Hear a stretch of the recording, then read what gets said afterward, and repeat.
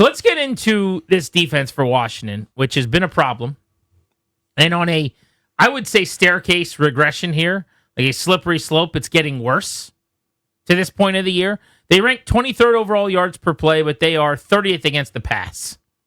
They're giving up 8.08 per play. The only passing defenses that have been worse are the Miami Dolphins and the Dallas Cowboys, who are the butt of jokes, basically, defensively right now all over the country.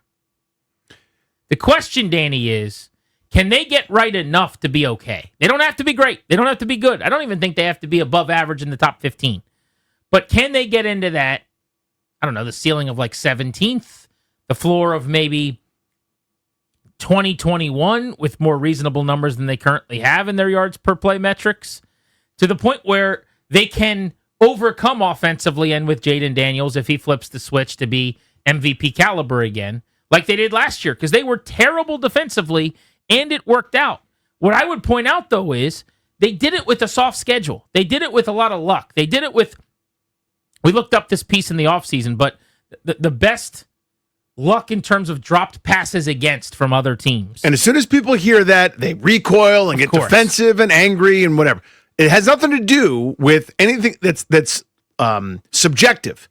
Information happened. But right? I don't even need to waste my time explaining away the point. Like, if you can't deal with that as a grown-up, you're holding your breath. That's your own thing to sort out on your own time. I'm moving on. Like, they got lucky last year statistically, both anecdotally and factually. That happened, okay? That was a thing that took place. But also, they didn't beat winning teams until the playoffs. Now, I don't care as much about that anymore after you go to Tampa and win, and you go to Detroit and win. Those counted. You beat some juggernauts. But in the regular season, the only team that was playoff caliber that you beat was the Eagles when their quarterback got hurt. We don't have to re-legislate last year. The point is, they got where they did, 12 wins, NFC Championship game, despite having a suspect and at times bad defense. And the question is, this year, with a harder schedule, maybe without the same luck, can you overcome that defense? No. What happened last year was they put a bottle down in the middle of the field and lightning struck it. What we're actually saying is, we'll just put the bottle down and assume it's going to happen again. Right? That's not how things are sustainably done. What if Jayden Daniels is the lightning then? Then you still don't get a Hail Mary. Jalen Hurts doesn't get hurt. Devontae Smith doesn't drop an easy pass. All that had to happen was one of those breaks don't go their way, and they don't even make the postseason last year. We're talking about a great rookie debut with a 10-7, a 9-8 kind of team that is still a markedly better group than they were just a year before, and the transformation that happened. Just so happened, we got this unbelievable magic carpet ride, this charm life, this thing happened. I was there. I had fun too. You needed to improve. If you're sitting there going, well, we can be as, kind of like we were last year. No, you can't. If you're not getting better, you're getting worse. That is an axiom I subscribe to, especially in this league when you are not rewarded for okay behavior. Your schedule gets harder, and that happened by virtue of the fact that you're not always going to play backup Billies. You're not always going to play rebuilding teams in their place and the whole 9 yards like you got away with one in New Orleans. You are playing better quarterbacks, better opponents, and this defense is so vulnerable to the pass, and there's no fix in sight. To me, it's a broken thing, and you can account for it. You can try to cover for it here and there, but when push comes to shove, they're going to get thrown on. I think Daniels is that special. It's going to happen at some point this year again, as soon as he gets the sea legs underneath him, as soon as he's healthy. But even with him special last year, they were probably a 9-win team that won 12. Coming up on their schedule defensively, this weekend, Herbert, who went into the week before the loss, the MVP favorite with Josh Allen playing his butt off. But with the injuries on that O-line, he's now the most pressured quarterback in the league. Mm-hmm. And I don't see that changing. And they're talking about how alarmed they are at all the hits he's taking. Totally. Yeah. I think it's going to crash back down to earth if it hasn't already done that with that Giants game. The Bears, now Caleb Williams is going to keep you in the game with some misses and some decisions to hold on to the ball and take a sack or maybe throw the ball to the other team. But Ben Johnson in that offense and Caleb Williams, that's a tough scheme to prepare for. Now, they're going to find some things and find some error in your defense probably. The Cowboys, look at what they just did to the Packers. I'll raise my hand right now and tell you I was wrong about Brian Schottenheimer's offense so far. I think he's done an exceptional job, don't you? Without a running game. Hard to argue against it. And CeeDee Lamb being and hurt. They run it better than I thought with Javonte Williams. They do. They've schemed it up okay. But I'm saying it's not like they have a great running game back or running game. And now they don't have CeeDee Lamb, and none of it's mattered. They just keep having Dak Prescott throw to other guys, and it works, and they scored 40 on the Packers. Then you've got Mahomes. Darnold in Seattle, it's basically Jackson Smith and Jigba and not much else in their passing game, so that's not quite on that level. The Detroit Lions, that's a problem. The Dolphins without Tyreek Hill now, that game in Madrid, I think, got a little easier defensively. The Broncos, Sean Payton, good scheme. Bo Nix will be playing better by then. The Vikings, Kevin O'Connell, one of the best offensive designers in the league. The Giants, no Malik Neighbors. That got a lot easier. So they've gotten some breaks here. I hate to say it that way with the torn ACL for Neighbors and the awful injury for Tyreek Hill last night. That's the reality, yeah.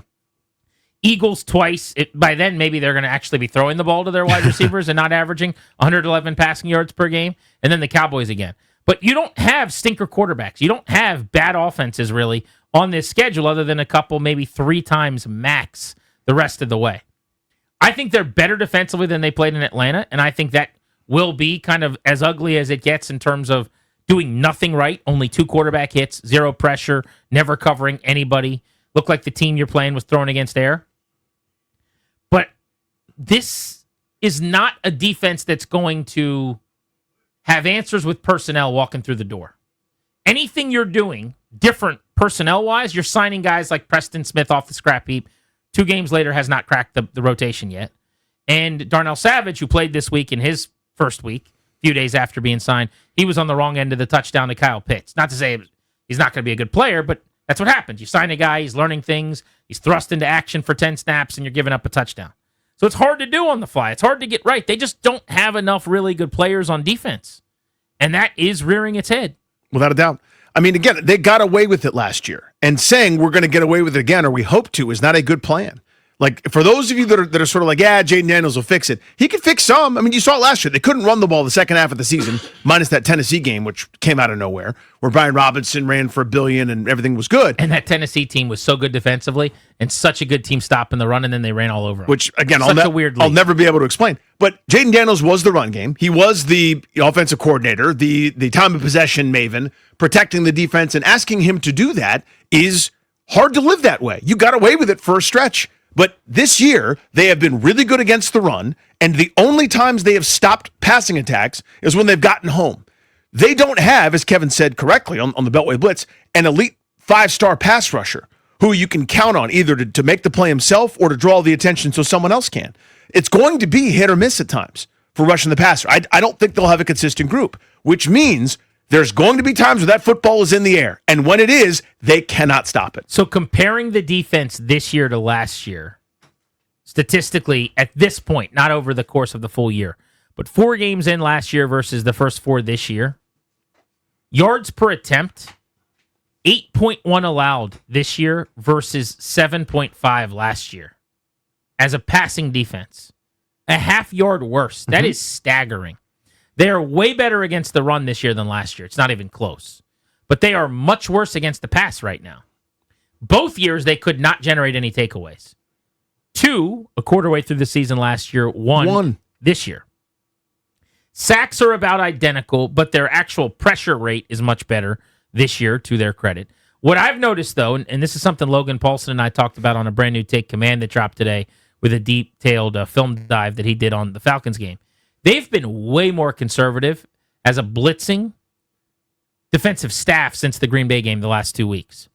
I don't know if they went into the Raiders game and said, we'll get pressure with 4, and they did, so they just said, all right, that was a win. And then they thought the same thing against Atlanta, and they didn't adjust. But if you look at how frequently they're getting aggressive and betting on getting home versus blitzing, like, it's all changed the last couple of weeks. And they need to go back to the well of dialing things up and helping their front out. That was working in the first couple of games of the season. They've been way too conservative, I think. Explosive plays last year, I think that's listed as like maybe 10-plussers. They had 34 through this point. This year, it's 32. It's identical almost. They're much better in the red zone. And they're on the field a lot more this year. Because last year, the offense just never punted. Remember, I think through 3 games, they hadn't punted once. They were 5th in the league last year in time of possession. This year, they're 28th. Wow. So I didn't realize it was that bad. I think that's why I actually think the defense is probably a lot better than last year, or maybe a good bit better than last year. But they're on the field so much more that you just get exposed more often. So that's something they can and hopefully will try to fix in a complementary way.